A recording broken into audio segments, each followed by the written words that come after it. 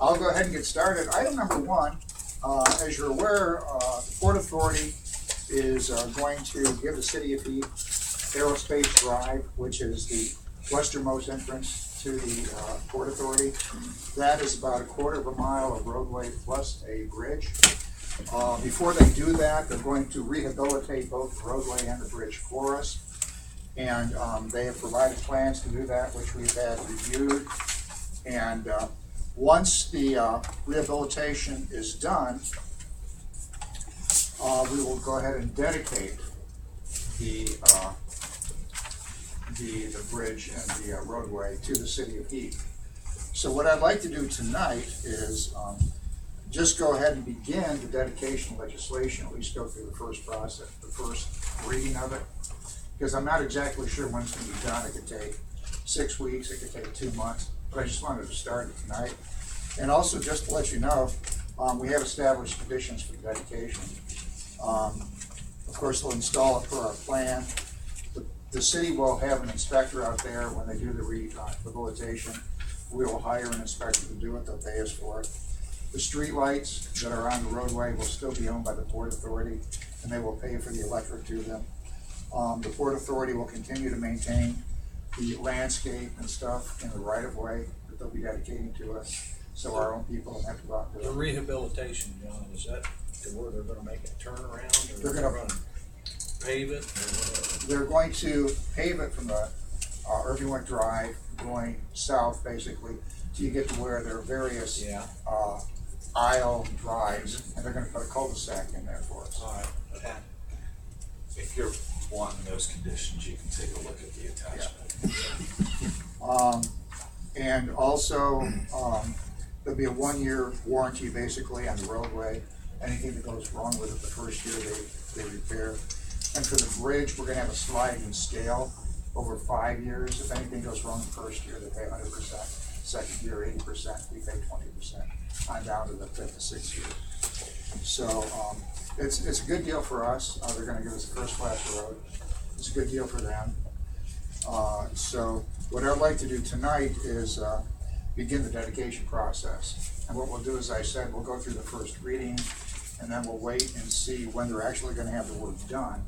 And then we can have the second reading after that. That way it'll be in place. So. Yeah, the minutes. List.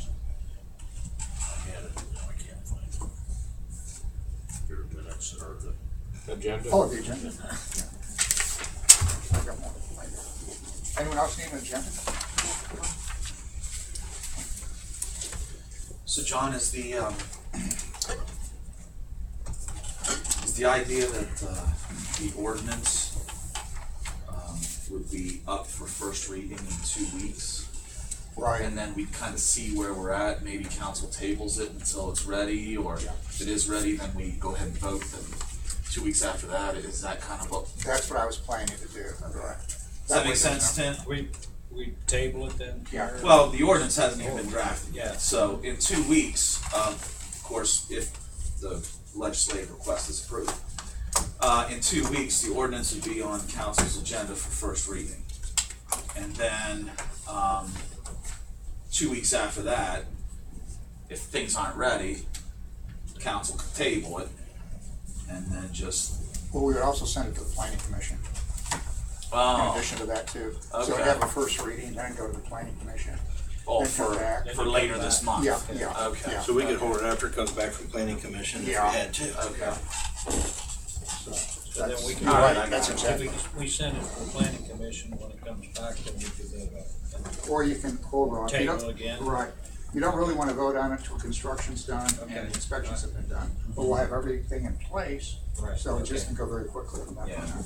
The timing of that is what's the question mark, so.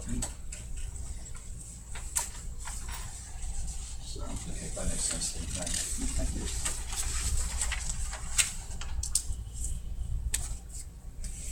So that'll be on our agenda then? Yeah. Yeah. Any other questions on that? Then item number 2, the Planning Commission and the Board of Zoning and Building Appeals have spent many months putting together a recommended digital sign ordinance for the city. This ordinance will allow the limited use of digital signs, smaller digital signs for businesses. It is not meant to be the billboard digital sign ordinance, because that's already in place. This one is for standard business use. And what we've done, basically, the recommendations we've made is that, and actually, I don't know if you remember, several months ago I furnished you an initial set of recommendations to structure the ordinance with, and I should have brought it with me tonight, copies of it, I didn't. And, some changes have been recommended by the Planning Commission. I'll just review this briefly with you. No more than one digital sign is allowed per site, unless it's a multi-tenant location. By multi-tenant location, something like Indian Mountain Mall or Southgate Shopping Center. The lighted display surfaces shall not exceed 32 square feet, essentially the size of a 4x8 for a single tenant location. And if it's and for a multi-tenant site, unless you have more than 200 square feet. So, in other words, the maximum size sign you could have for a single tenant or multi-tenant is 32 square feet based on road frontage of 200 feet or less. Now, if you're a multi-tenant location like Southgate with more than 200 feet of frontage like Southgate, you could have 2 digital signs. The entire sign would still conform to the height, size, setback, and location requirements established for that respective zoning district. Now, this is important here. All images and wording must be static. They can't move. They can't flash or pulse. And they cannot alternate less than every 8 seconds. So that way there's not a lot of fast moving messages on the board. And again, pulsating and moving images would be prohibited. In regard to the brightness of the signs, because sometimes they tend to be over bright, we would install the same restrictions that we do on digital billboards. Basically, we have the authority to contact the company and reduce the brightness of them if they're too bright. Is there something in that ordinance too that says certain times of the day the brightness has to reduce or something? Well, what it is automatically is during the daytime, the brightness increases. Yeah.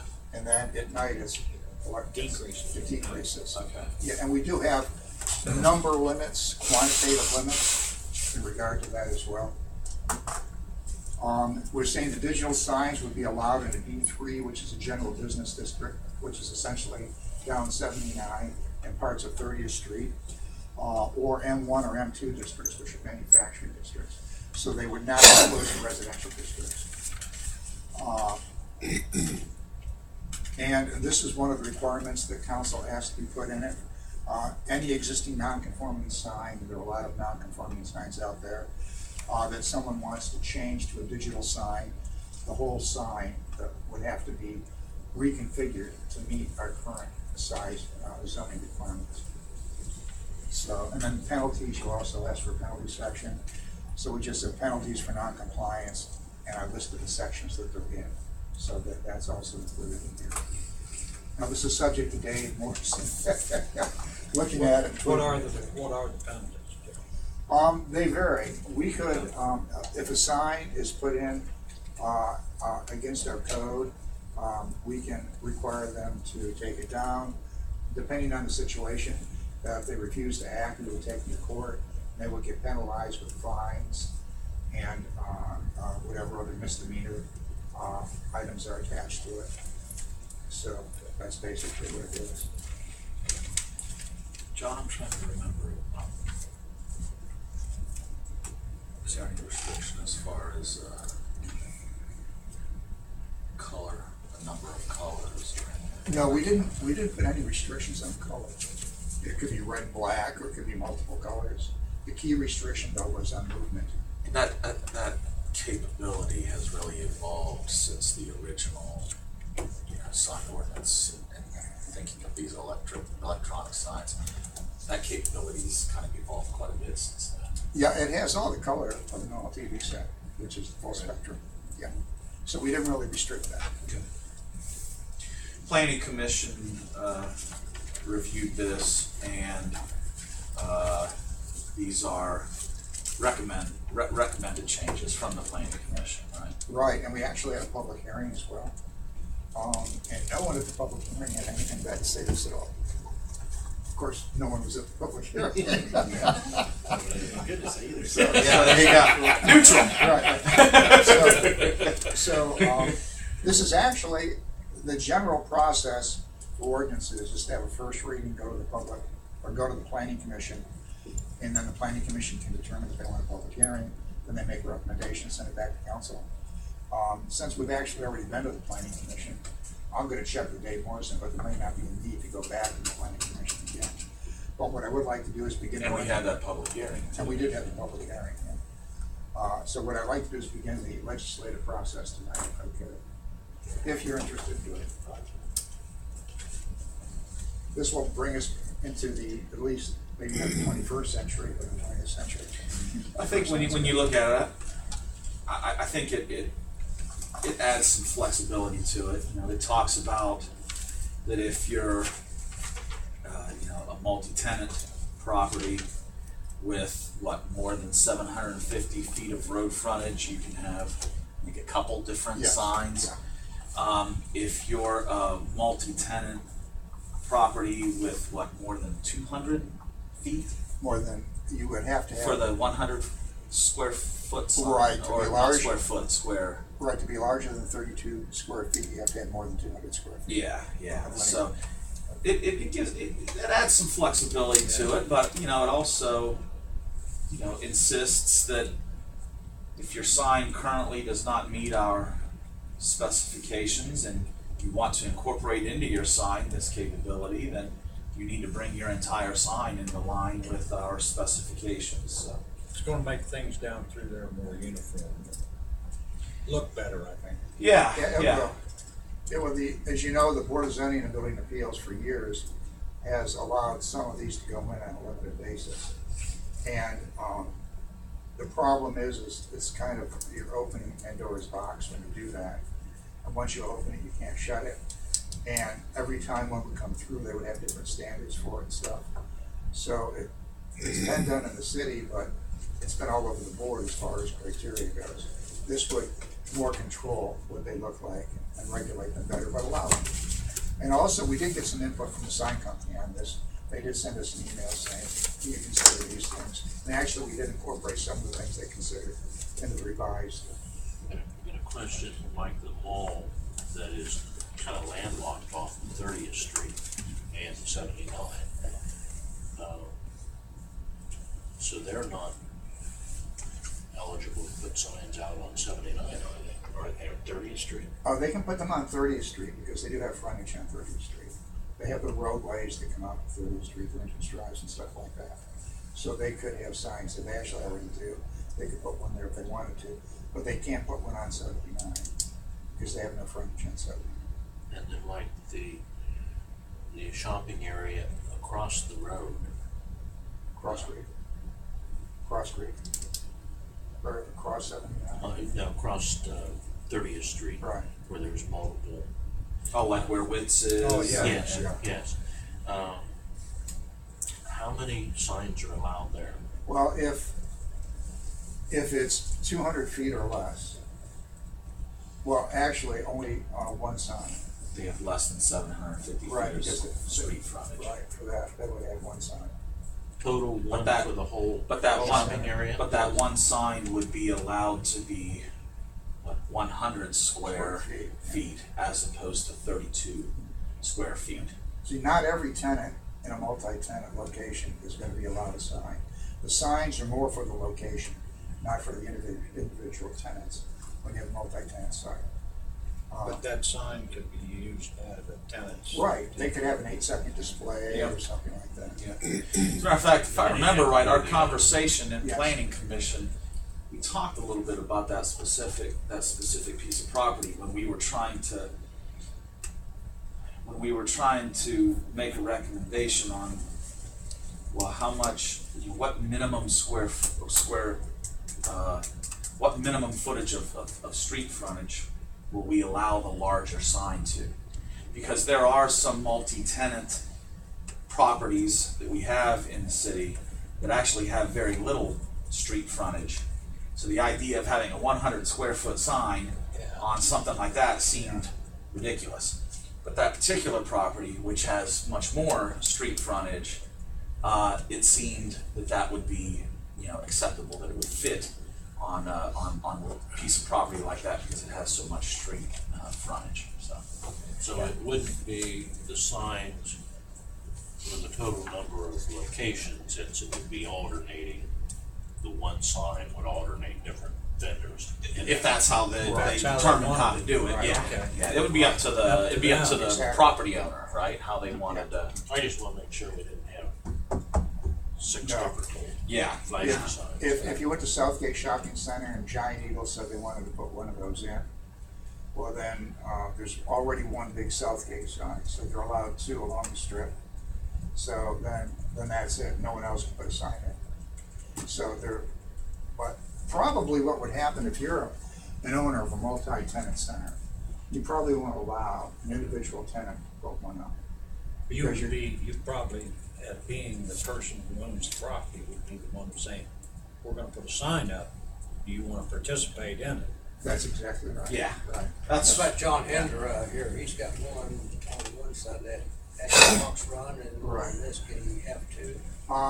No, well, let's see, no, he could have, It's a well, he's single got 2 tenant. different facilities. Now, he's got the motorsports one, you could have one for that, and then he's got a car facility across the street, he could have one for that. Yeah, that's what I'm So they're actually 2 different sites, so we could have one for each site. Okay. all 2 different sites, but there's 1 tenant per site. Right. We didn't come because I like to keep Dwayne on the ground. I don't let him do stuff up here. We understand, we understand. Are there any other questions on that? Keep him in the basement. Okay, if not, I'll go to item number 3. As everyone is aware, on May 17th, we're having our first Armed Forces Day Parade in Heath, down 30th Street. Jan Wilkin has done 99% of the work on this, and she has done, as usual, a fabulous job. We've got somewhere between 56 and 60 participants in the parade itself. A lot of military-type units. The parade includes the National Guard with vehicles and members marching. We've got 3 bands. And 3 high school bands, and remember we've got the pipe and drum band coming from Fairfield County, or Franklin County. right, the sheriff's department, pipe Yeah. and drum. Pipe and drum or fife and drum, I don't know. Fife and drum. Oh, I thought it was pipe. I don't know. I think I'm it's hoping the it's other. bagpipes, I like I think bagpipes. it's Fife, but I might be wrong. But whatever, it's gonna be there. So actually, 4 bands if you include them. The parade, we anticipate being maybe an hour long, hour and 15 minutes long. It'll start at the mall, go down 30th Street to Cynthia, over to the park. And at the park itself, Jan is setting up a tent for the Veteran Service Organization. They will be there and they will have a number of facilities there to assist veterans. In case veterans have certain problems or things like that, they will be able to assist them there with that. The Honor Flight, are you familiar with that? They are going to have a booth there. Sherwood County will like that. And then Jan has got a tank, as you're all aware, and she is on cloud 9, and the tank's gonna fire a gun. Someone has a 50 caliber machine gun that she really wanted to fire too. They're not gonna do that for safety's sake. But Jan's very happy with the noise Yes, she is. that will come down. So, and the military vehicles will represent vehicles from World War II, the Korean War, Vietnam, and plus a few of today's vehicles as well. And she has done a fabulous job. She has gotten donations. In order to get the tank down here, I think she had to pay $1,800. She got donations for that. She got a T100 WCLT is going to be in the parade with a military style vehicle. Plus, they are going to be cooking hot dogs for the veterans. The hot dogs aren't going to be for sale. They're going to be for veterans. They're going to parade and stuff like that. So it's really nicely done. She did a great job. So we're looking forward to that. And that should be very nice. Participation in the parade from throughout the county, and that's what we were hoping for when this idea kind of came up. So I think it's I think it's great that so many organizations from throughout the county are taking part. She, when I talked with her, she said that she had a surprise that she was hoping would come through. Yeah, we'll leave that as a surprise. If it comes through. She said, she Yeah. didn't wanna say, but she says I should. Nor do we. Hey, she says, I'm hoping and praying that it happens. Yep. We got a submarine that's gonna serve. Okay. Fire a ballistic missile. That'd be a sight. No, I can't, that's not true. That's the headline. I've looked on the paper. Yeah. You might So- read the story. Yeah. Oh, okay, yeah, that would be right next to the Hooters restaurant. Anyway, on to item number 4, a subject we've been dealing with for the past couple of months is how to deal with a noise complaint regarding garbage pickup. And we were looking at putting a survey on the water bill. The problem is that I didn't realize this. The water bill, you get it in various forms. If you get the digital form of the water bill, you don't get all the attachments that you get if you mail it and stuff like that. Oh, did you confirm that? 'Cause Yes, I did. You did I confirm Yeah, I that? talked to Denise. Okay. So, we didn't do anything in regard to that.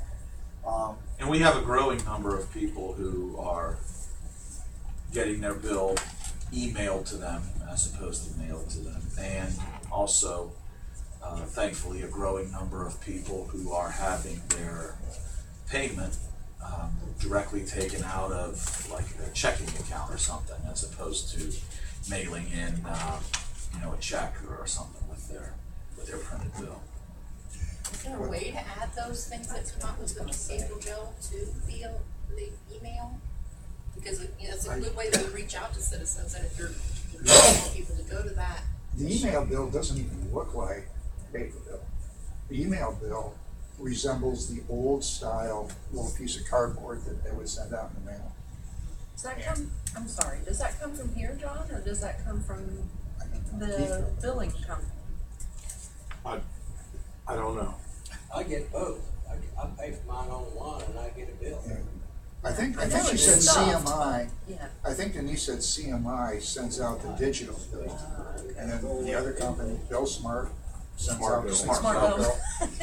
Bill something, really, yeah, sends out the paper one. But anyway, the issue remains, do you feel as if you should do something regarding the noise? And I guess that's the ultimate question.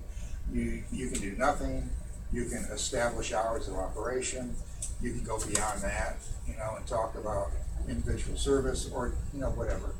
I guess the question is, how serious do you think the situation is in regard to what kind of a reaction it warrants? And I throw it on the table now. Myself, I'm never believed that, if we put a time of 7 in the morning till 9 at night, that they can't be there before 7 o'clock. I think that's not really gonna hurt. I don't think it's gonna hurt the collectors. I know that they probably won't. That'd be my recommendation too. It's consistent with it's consistent with the ordinance that Newark has in place. The ordinance would be specific to residential zoned areas, not commercial zoned areas. I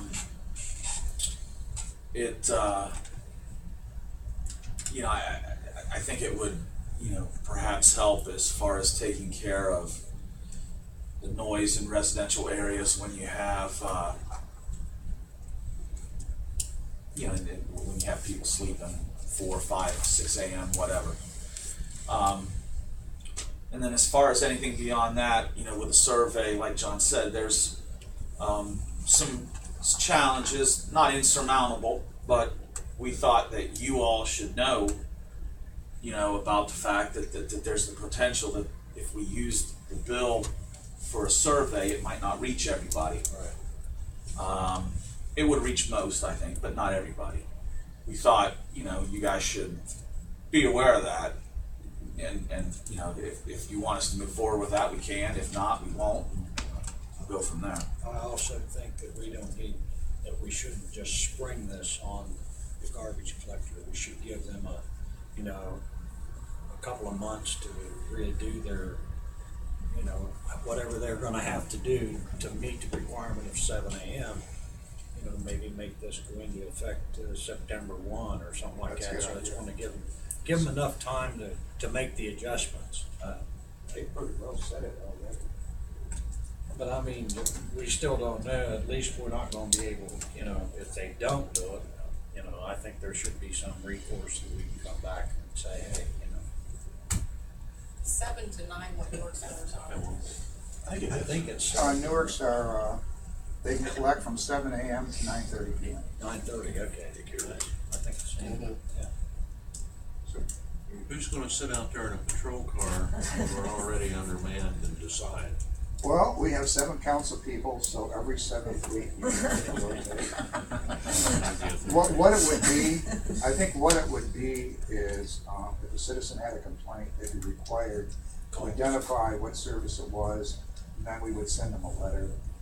When talking to the Newark Law Director's Office on this, they've only had 1 or 2 complaints since this law was conceived.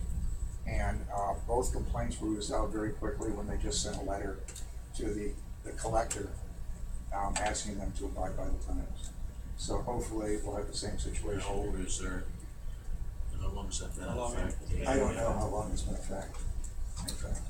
A city of 45,000, you've had 2 complaints over. Of trash haulers not complying with the ordinance. Which makes me think that it will not be something that we will be too busy having to enforce. So, Well, probably not, because we've only had 1 complaint about the noise, right? Right. So, I doubt that we're having complaints. It has Kathy's changed. complaining about it. Has changed. She really has. She's Monday mornings, like 5:30 or something. They're later now.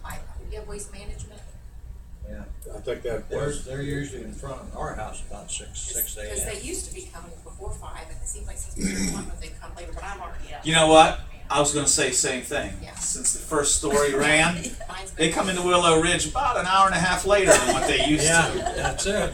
But I guess They look one for the thing mayor's I'm address. wondering, the gentleman that has raised the issue, I don't think he'll be any happier with 9 or 9:30 at night if his happens to fall there, because his kids are gonna be sleeping then too.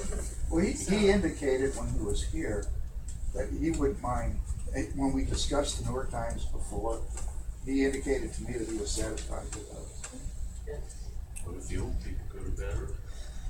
Then we're gonna have a problem on the other end. Well, we don't have any in here to ask that question. What time you go to bed? 9? It depends upon. 8:39 what for time I you. hit the chair. Okay.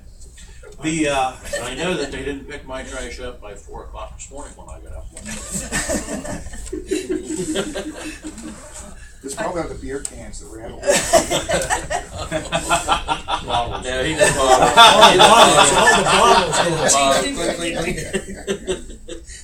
I still got Recycle. defense for that. I can't hear. Would I you- said, it stormed last night. I said, where at? Strongsville? She said, no, you didn't. I know you don't hear it. I don't either. So in my opinion, like I said, this concept, it's reasonable. It's not overly difficult, I think, for the trash haulers to be able to comply with it, and it also certainly gives them a very large window of time in which they can get their business done during a day. I don't know that they have crews that work 14-hour days, but that's how long the window would be within residential areas. Again, this would not deal with commercial or manufacturing properties. And one thing too, I think that over holidays, you may want to make this a little more liberal over holidays when they're not working 5 days or whatever and stuff like that, and they have to work longer hours. Normally, they just add another day to it. Normally, A they lot of pick up times they on come together, Saturday yeah. if there's a holiday during the week. Okay, if you can, if you're gonna wake them up on Monday through Friday, you can't wake them up on Saturday. Would you like me to put together a draft and present it to you next week? Okay. No. Okay.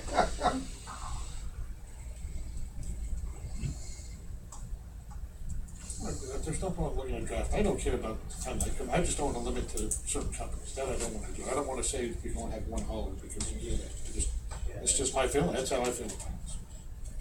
So I mean, the committee feels that we should draft something? That's, I don't have strong feelings one way or the other, but I'm fine if we do draft something. At least look at I'll it. leave that up to you and the mayor.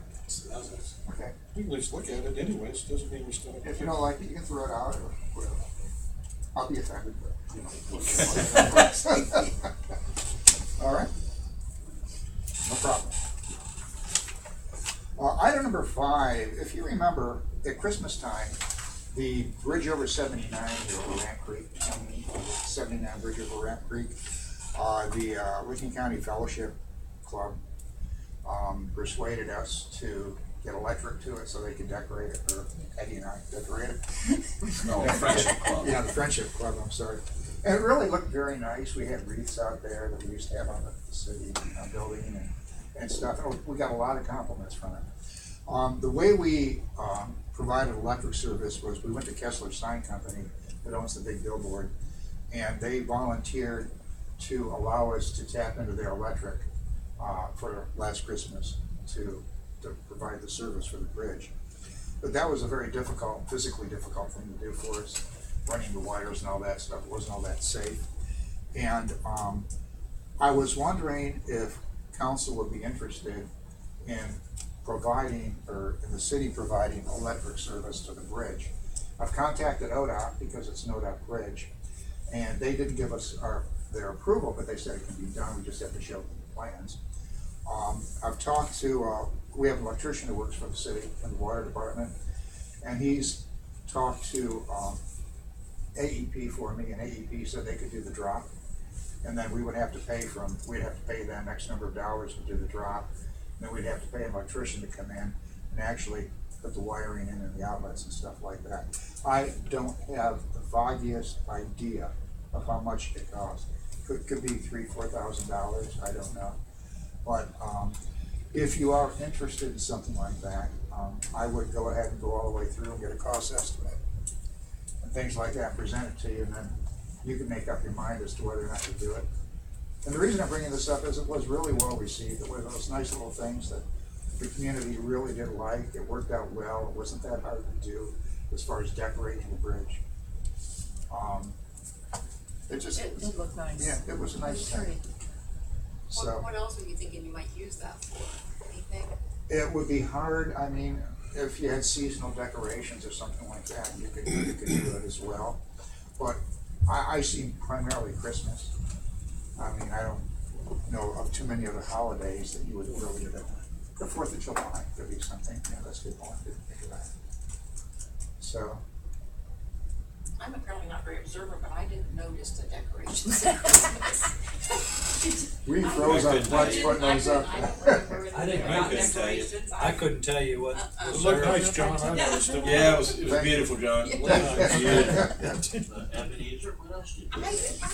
Oh, gee. It was a 50-foot Christmas tree, right? With the Yeah. star on top. Is that what it was? Yeah. Christmas stuff. You have to drive I sat around. out there 4 nights a week. But I would like to, if you don't mind, just, I don't want to put too much effort into it if you're not even thinking about it. I think I'd have to know the price and then the recurring price, because if AAP puts a drop, you're probably gonna have a monthly charge on that drop whether you use any power or not, and it may cost a lot more money than it's worth, and then upkeep maintenance if, kids riding their bikes do stuff to it or something. I don't know. It's just one of the deals where I guess see what it would cost initial installation, then plus recurring costs. All right. Whether there's a minimum monthly bill, whether you use any power or not, and all that kind of stuff. Well, I do know that I don't think I'm gonna volunteer to go ahead and try to string the electric like we did last time. I mean, it was a big task to do that, so I will go ahead and do that then. maybe I'll have the information at the next meeting. And finally, the last issue, the entrance to the police station, the driveway entrance to the police station, the apron or the transition from State Route 79 to the driveway is in bad shape. It's the original asphalt, it's cracking, it's got all sorts of potholes in it. The street department has done a lot of patching for us, but it just doesn't hold. And one of the problems we get, it's very moist in that area, water collects and everything. We're going to have to dig up that portion of the driveway and replace it. And we're probably going to need to put concrete in instead of asphalt. And before we do that, we're going to have to do something about the drainage problem with the water collecting there. There's actually a culvert that runs under the driveway. It's open on the south end, but it's completely filled and closed on the north end. And there isn't any way for it to drain northwards if it were open. So we may have to put in like a dry well or something like that, I don't know. But I just wanted to let you know that I'm going to investigate that. Hopefully by the next committee meeting I'll have information on that as well.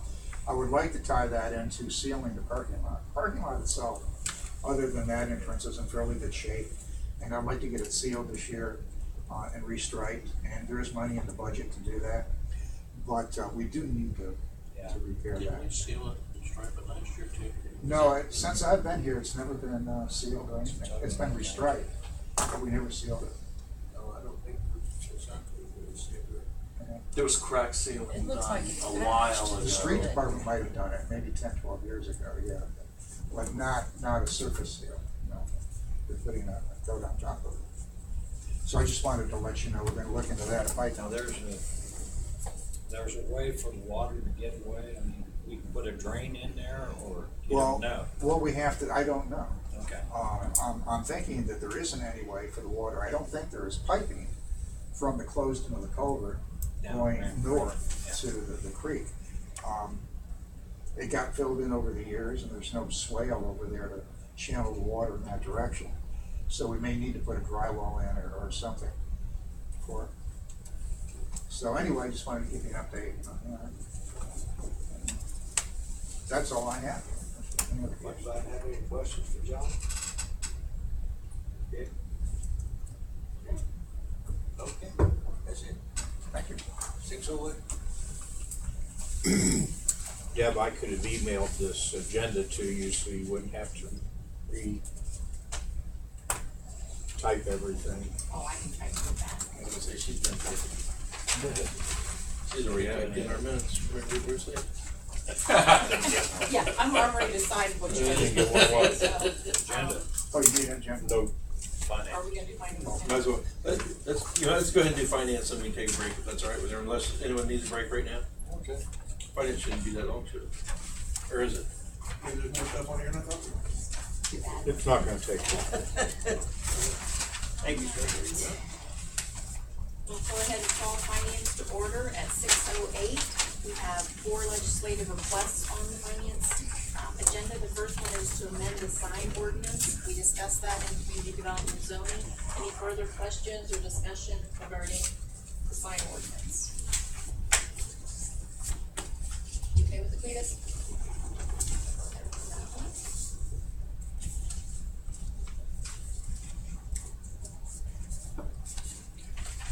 Next, legislative request is the dedication of the Port Authority Bridge and Aerospace Drive. We also discussed that in community development zoning. Any further questions or discussion regarding that?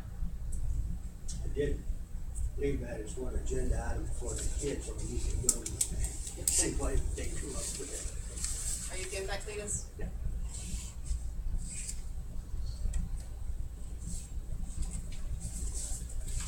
Third legislative request is to appropriate $6,228.36 for 4 new computers. Do you wanna, speak to that? Yeah, if you'll look under other items, I had captioned, that, we are all aware that Windows XP will no longer be supported by Microsoft. That support actually ended last month. And I think it was in late 2013 that Mike Brocious put together a study for City Hall to identify the remaining computers that could not be upgraded, and there were 4 left. One is the computer at the front window. One is one of them is one of the ones in tax, and one is the mayor's drug his feet in replacing his own computer, and Lynn Hunt. It was less expensive. We were looking, I guess, into getting 2 computers, but with numbers you get better deals, and I wasn't part of that, but I think the mayor was. Maybe should defer to the mayor.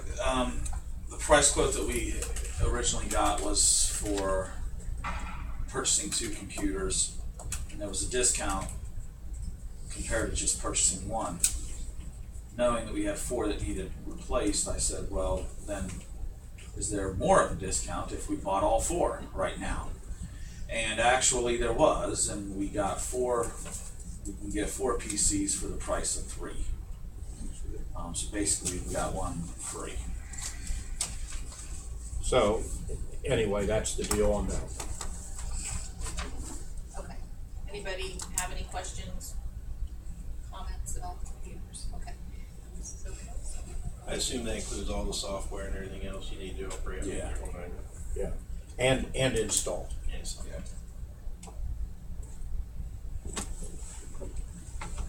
Okay, fourth legislative request is to appropriate from the capital improvement fund and transfer to the pool fund $30,000 for maintenance and equipment for inspection and repair of a leak in the activity pool, plus purchase of some computer equipment. And Park Superintendent Geller will discuss this in the next Parks Committee. Did you have anything to add to that? That's pretty much it. I think in the capital improvement document, he had put $30,000 into that, and of course, he's anxious to try to get that done before the pool opens. So he asked if I would take this to finance and advise you that he'll give further discussion. Okay. Any questions or comments from anyone? Okay, okay.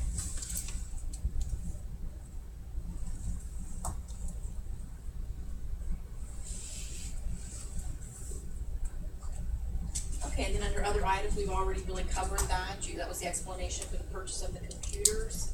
And we have a couple items that are tabled that I don't think we're ready for any one of them off the table. So, anything else for finance? I told you it'd be fast. Yeah. I'm much faster than those people in zoning. Yeah. But not as interesting. I don't know, Eddie can shut it down pretty quick. Yeah, Eddie does. Well, Adjourn at 6:13. Gary, do we need any kind of executive session tonight or anything? I'm just trying to. Not really. What do you want to do? Talk this real quick and then we can have a longer break? Alright. Who's doing the invocation? Latest? Alright. Introduction of ordinances. Ordinance 26 is the painting of the south clarifier. It's gonna be full. We're gonna pull that. Need to pull. Pull that? Oh, yeah, Joe.